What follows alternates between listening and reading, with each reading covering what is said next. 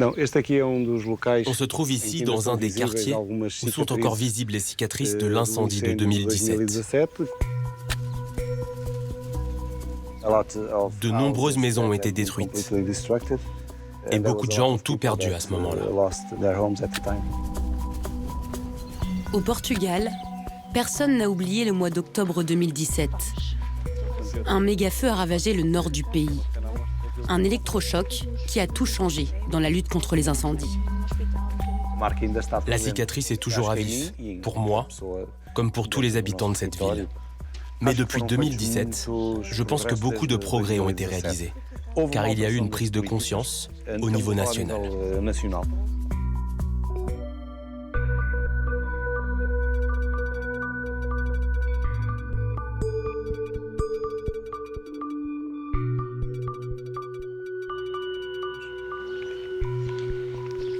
À 47 ans, André Mota est pompier volontaire à Santa Combadão.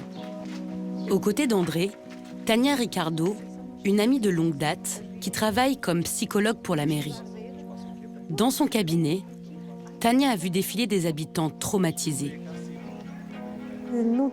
Avec les incendies, le plus angoissant, c'est que les habitants ont le sentiment que leur maison peut être menacée à tout moment. C'est ce manque de contrôle qui est terrible, ce sentiment d'impuissance. Ce que j'ai aussi remarqué, c'est que les gens sont devenus paranoïaques. Oui, par exemple, les années suivantes, il y a eu de nombreuses fausses alertes concernant les feux de forêt. La présence d'un simple nuage de poussière devient inquiétante.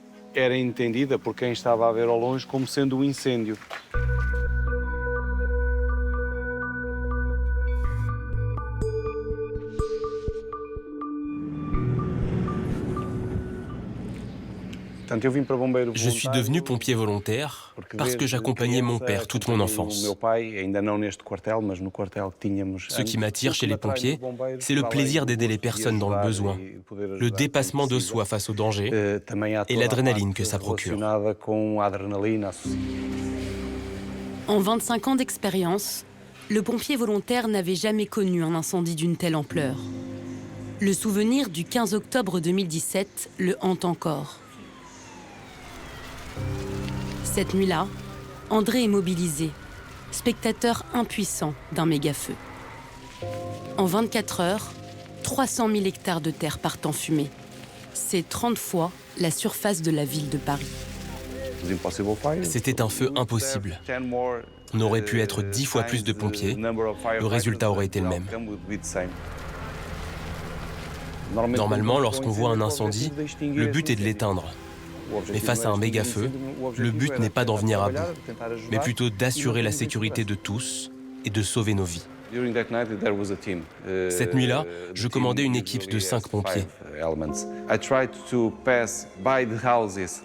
J'essayais de passer devant chaque maison pour m'assurer que leur famille allait bien, pour que mes hommes soient rassurés et travaillent sereinement.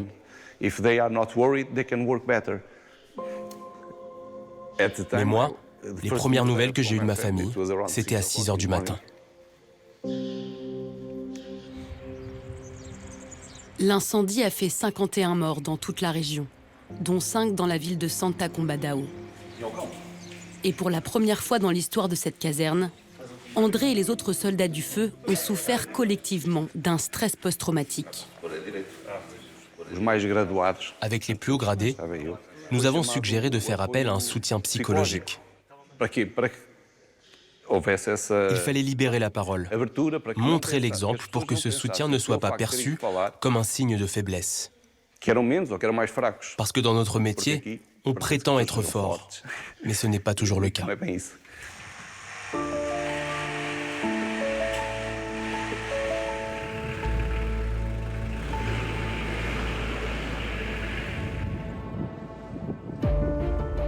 Depuis 10 ans, le Portugal est le pays européen le plus touché par les incendies de forêt.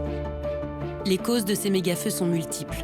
Canicules, sécheresse, manque de prévention et des parcelles de terre à l'abandon. 119 morts, 500 000 hectares brûlés. Face au bilan dramatique de l'été 2017, il a fallu reconstruire et surtout repenser la stratégie anti-incendie. En 7 ans, le pays a révolutionné ses dispositifs de surveillance, car dans 70% des cas, les incendies sont déclenchés par les hommes. Le Portugal a aussi transformé la formation de ses 14 000 pompiers professionnels et mobilisé une grande partie de ses citoyens. C'est l'un des pays d'Europe qui compte le plus de pompiers volontaires par habitant. Cause nationale, le budget alloué à la protection contre les feux de forêt a triplé depuis 2017, passant de 140 millions à 525 millions d'euros. Comment les Portugais relèvent le défi des incendies qui menacent leur pays ? Quelles sont les pratiques qui inspirent aujourd'hui le monde entier ?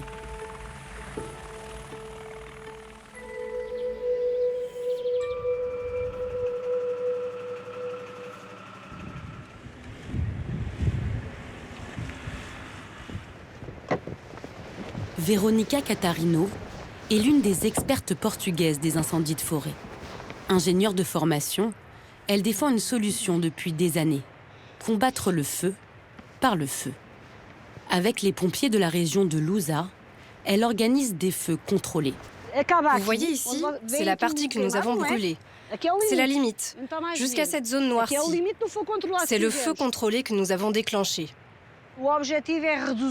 L'objectif est de réduire la végétation pour minimiser la force du feu. Et ça permet aussi de ralentir la propagation de l'incendie et surtout son intensité. Une pratique villageoise remise au goût du jour ces dernières années par les pompiers portugais. Les feux contrôlés sont autorisés sur de petites zones de novembre à mars. Voici les images de cet hiver, où nous avons brûlé la parcelle où nous sommes. Vous pouvez voir les antennes de communication en haut, exactement dans la position dans laquelle nous nous trouvons.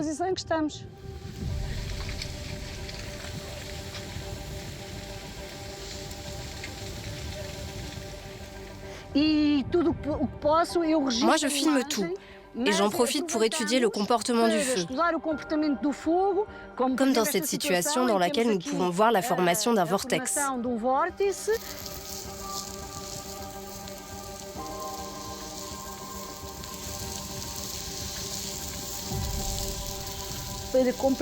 Pour savoir comment combattre un incendie, je cherche à comprendre tous les processus physiques et chimiques impliqués dans son développement. Comment surgit le feu? Comment est-ce qu'il se développe? Quelles autres caractéristiques il peut développer quand il se propage? C'est fascinant. Les feux de forêt ne disparaîtront jamais et nous devons tout connaître sur eux.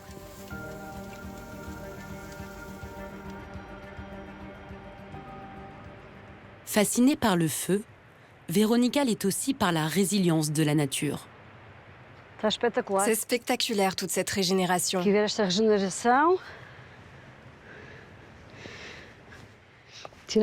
prends des photos des fougères et des traces de serre.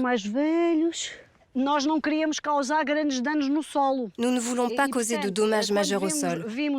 Et par conséquent, quand on évalue la zone après, on regarde s'il y a de l'érosion, si les plantes se régénèrent correctement. C'est important de contrôler ça. Il y a beaucoup de traces de serre. On en trouve partout. Même si mon travail est difficile, c'est très gratifiant.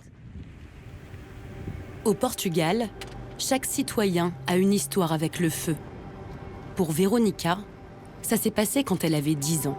Quand j'étais petite, je vivais dans un tout petit village. Il y avait toujours de grands incendies, et l'un d'eux m'a marqué à jamais. Je me souviens parfaitement de ce jour où j'ai vu la panique dans le regard de ma mère. Ce qui m'a le plus choquée, c'est que nous ne savions pas comment réagir, alors que notre maison risquait de brûler.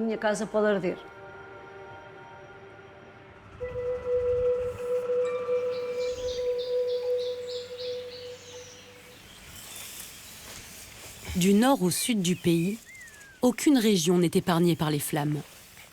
En moyenne, 80 000 hectares de forêt brûlent chaque année. Dans le sud du Portugal, en Algarve, un incendie est encore dans toutes les têtes. En 2018, depuis le haut de ces montagnes jusqu'à ici, c'était complètement brûlé. Et l'incendie s'est propagé jusqu'à l'autre versant de la montagne, tout là-bas. Ça vous permet d'imaginer l'ampleur du problème qu'on a ici, à Monchique.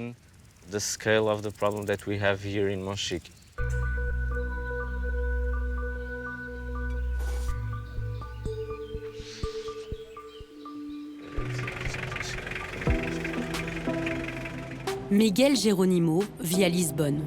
Mais depuis 7 ans, il sillonne les villages de son pays, loin de sa famille. De septembre à avril, j'ai fait plus de 25 000 km au volant de cette voiture. Être sur la route, alors que j'ai un fils de 2 ans, c'est l'aspect le plus difficile de mon travail. Mais avec mon équipe, on adore notre métier. Alors, on accepte ce sacrifice. Les feux de forêt sont le plus gros défi environnemental dont dépend l'avenir de notre pays.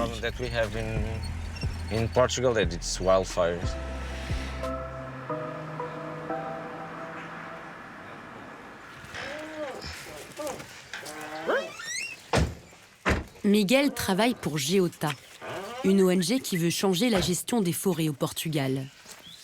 S'il a fait 300 km aujourd'hui, c'est pour un arbre, l'eucalyptus. C'est un arbre avec de longues feuilles qui sentent très bon. Certains en font du thé. C'est un arbre en soi merveilleux. Le problème, c'est la façon dont l'homme a transformé cet écosystème en détruisant entièrement les forêts primaires. En 50 ans, l'eucalyptus est devenu la principale essence plantée au Portugal. Un arbre venu d'Australie qui a colonisé les forêts portugaises. L'eucalyptus sert à fabriquer la pâte à papier, une industrie dont le pays est devenu le 3e producteur européen. Cette monoculture pèse plus de 2 milliards d'euros, mais elle est aujourd'hui dénoncée comme un facteur aggravant des feux de forêt. L'eucalyptus demande beaucoup d'eau, donc il a tendance à assécher les sols et les autres espèces autour de lui. Imaginez quand il fait 35 degrés l'été. Une étincelle peut démarrer un feu dans une zone comme ça.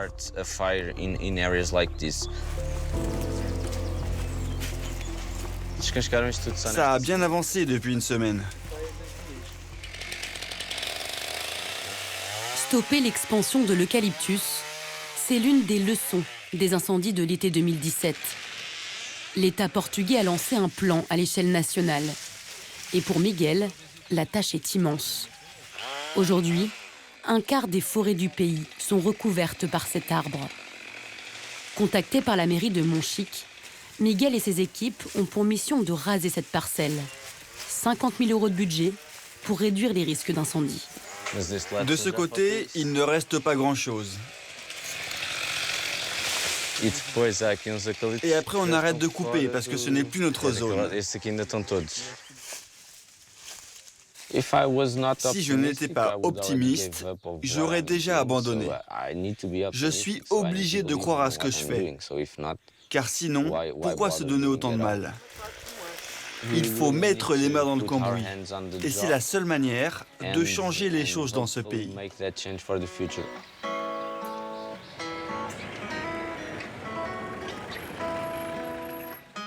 Miguel imagine la forêt de demain. Et pour lui, elle sera plus diversifiée, donc plus forte, grâce au retour des espèces locales. Sur ce terrain, brûlé en 2018, le paysagiste et son équipe vérifient la croissance de jeunes pousses. Voici un chêne qu'on a planté il y a 1 an. Et derrière, c'est le même arbre, mais avec 40 ans de plus. C'est un chêne liège, un grand et bel arbre. Ici, c'est encore noir. On voit que ça a brûlé de l'extérieur, mais qu'il est resté vivant à l'intérieur. Les racines sont restées intactes, donc c'est un arbre tout à fait adapté aux conditions climatiques et aux feux de forêt. C'est juste incroyable. Arbousiers, châtaigniers, chênes-lièges, Miguel transforme petit à petit ce paysage de l'Algarve. À ce jour, son équipe a déjà planté 380 000 arbres.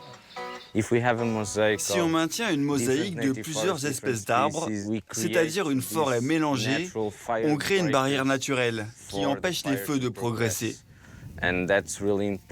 C'est très important d'avoir cette perspective écologique quand on se bat contre les feux de forêt.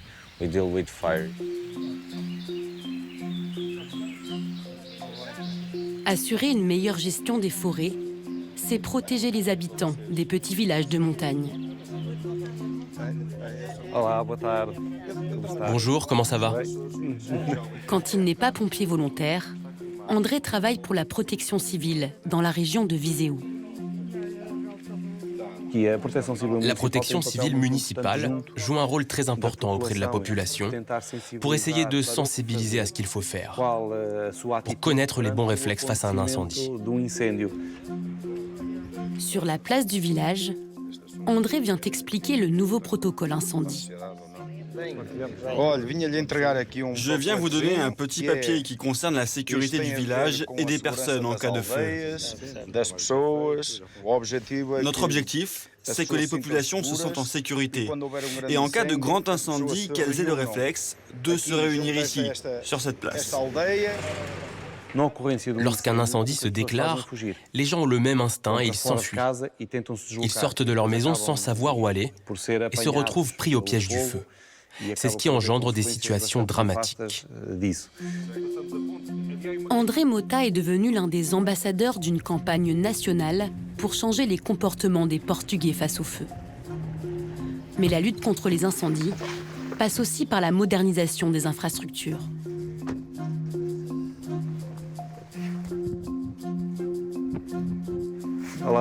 Bonjour, tu vas bien?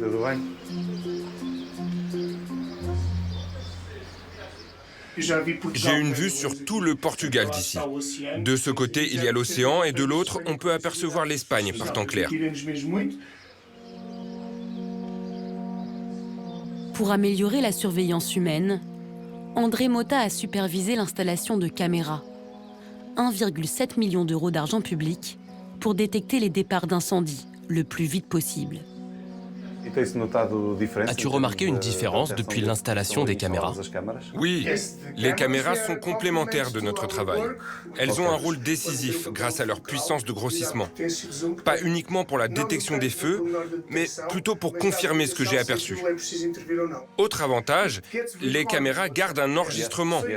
Donc il est possible d'attraper les pyromanes plus facilement. Oui, c'est bien ça. Les images sont enregistrées, elles sont conservées pendant 30 jours. Ça permet de lancer les enquêtes. En tout dans la région, 68 caméras ont été installées. Elles scrutent 24 heures sur 24 le moindre hectare de terre. Et les alertes sont nombreuses. Ce jour-là, une fumée suspecte attire l'attention d'André. Je vois un petit quelque chose là-bas. Oui, j'aperçois une fumée au fond de la vallée. Il prévient les gendarmes.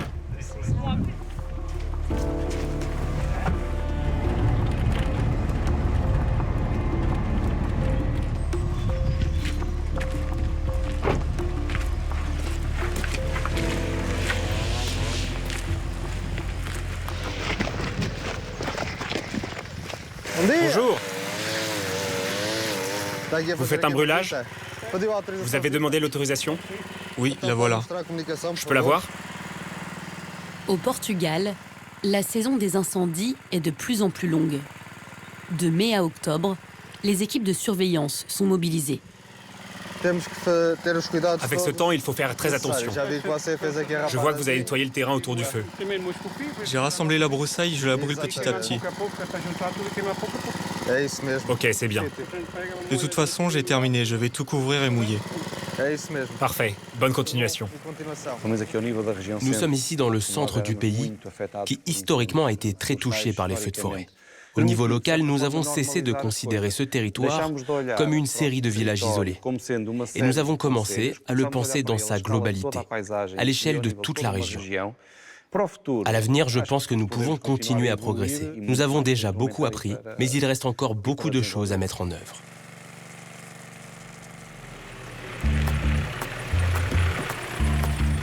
Les journées de Veronica sont rythmées par les allers-retours entre l'école de sa fille et l'école de pompiers. Bonjour, ça s'est bien passé à l'école? Ça va, j'ai eu portugais, physique, mathématiques. J'ai une vie très chargée. Je passe beaucoup de temps avec ma fille. Tu te souviens comment on fait ce calcul? Disons que pour vivre des moments en famille, c'est parfois un peu plus difficile, car je suis très prise par mon travail.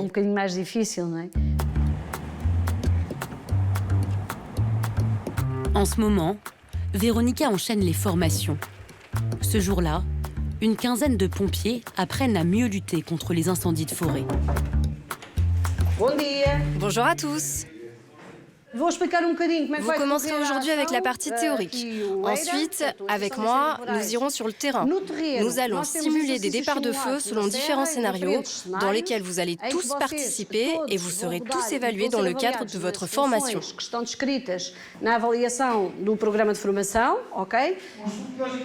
Dans le combat contre les méga-feux, cette école est devenue la référence.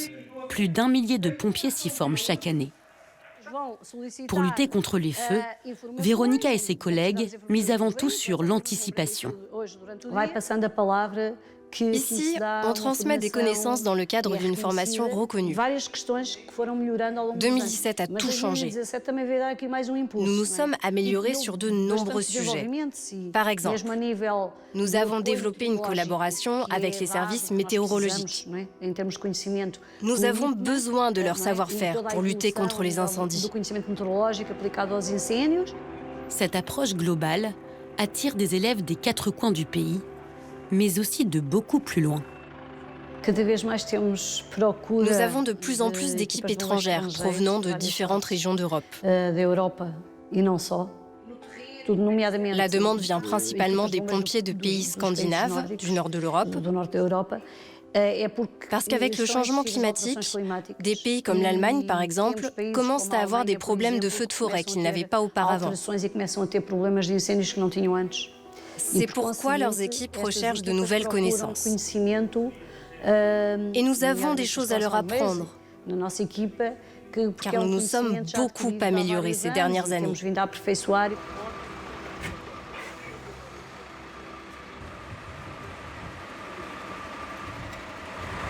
C'est sur la bonne fréquence?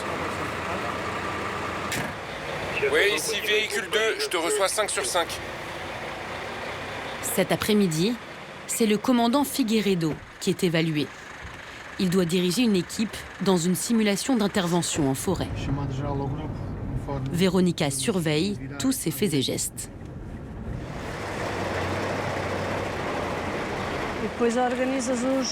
Là, tu dois mettre en place les camions autour du véhicule de commandement afin de protéger les plus fragiles. Et ceux qui sont plus manœuvrables se placent autour. À toutes les unités, je vous demande de vous positionner en mode autodéfense. Il faut que tu précises qu'ils doivent se placer en direction de la sortie. Ils ne peuvent pas être l'un face à l'autre.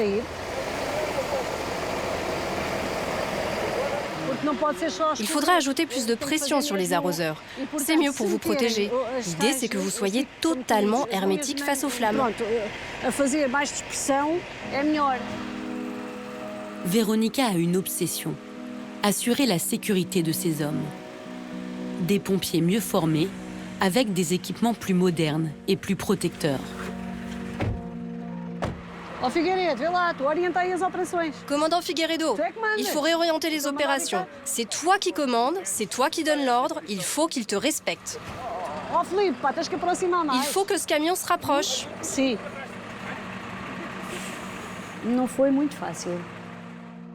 Au début, cela n'a pas été très facile, parce qu'il n'y avait que des hommes, la plupart plus âgés, de l'âge de mon père. Alors j'ai montré que j'avais les compétences et j'ai commencé à être reconnue au niveau national. Allez les gars, il faut y aller, en position. Je veux une manœuvre d'autoprotection.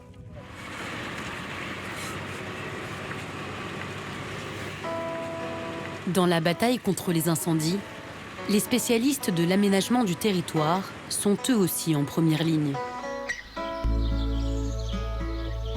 Miguel est l'un d'eux. Pour décompresser, et à chaque fois qu'il a du temps libre, il revient dans le village de ses grands-parents, Matagosa. Beaucoup de mes souvenirs d'enfance me transportent dans ce village. C'était la maison de l'institutrice. L'école a fermé au début des années 80. Et ici, c'était la taverne du village. Mes parents y prenaient l'apéro, pendant que nous, on courait dehors. Le cas de Matagosa est emblématique du sort des campagnes portugaises. Depuis 30 ans, ce village a vu sa population divisée par 3. Un exode rural qui a un impact sur la gestion des forêts. Au Portugal, 98% des forêts appartiennent à des propriétaires privés. À partir des années 50, les gens ont abandonné leurs terres car ils sont partis en ville, à des centaines de kilomètres. Toutes ces terres sont fragmentées en parcelles, de quelques hectares, et leurs descendants aujourd'hui ne s'en occupent plus. La conséquence la plus grave concerne les feux de forêt, car si une terre n'est pas gérée et qu'il y a des buissons et des arbres qui poussent de façon chaotique, vous créez les conditions idéales pour des feux catastrophiques.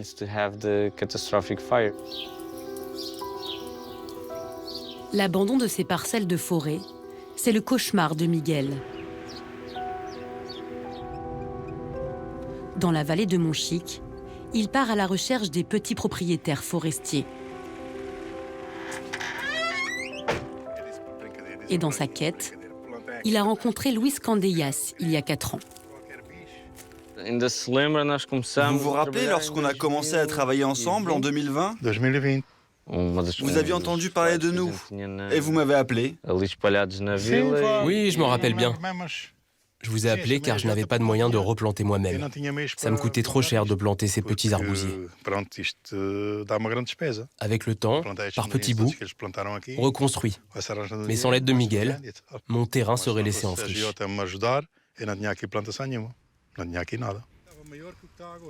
Depuis que Miguel travaille dans la région, les équipes de Geota ont aidé 70 propriétaires à nettoyer et à replanter leurs parcelles après les incendies. Ici, on a replanté principalement de l'arbousier, parce que Luis produit de la liqueur avec les fruits de cet arbre. Les fleurs sont bien parties pour donner de beaux fruits en octobre.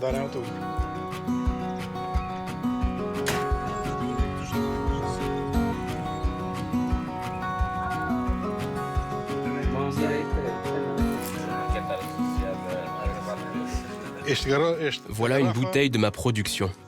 Il y a marqué eau d'arbousier, Porto Melao. Et ça, c'est moi. Cette terre, c'est un héritage que je tiens de mon arrière-grand-père, mon grand-père et mon père. J'ai décidé de continuer à écrire cette histoire. J'aime ça. C'est bon? Tout le monde a son verre? Allez, santé. Allez, santé. Quand le feu vient, ça ne détruit pas seulement les arbres, mais aussi le mode de vie de toute une communauté. On a besoin de recréer une relation entre les propriétaires et leurs terres. C'est la seule manière de changer les choses durablement. Sans cette philosophie, on ne pourra pas imaginer un autre futur.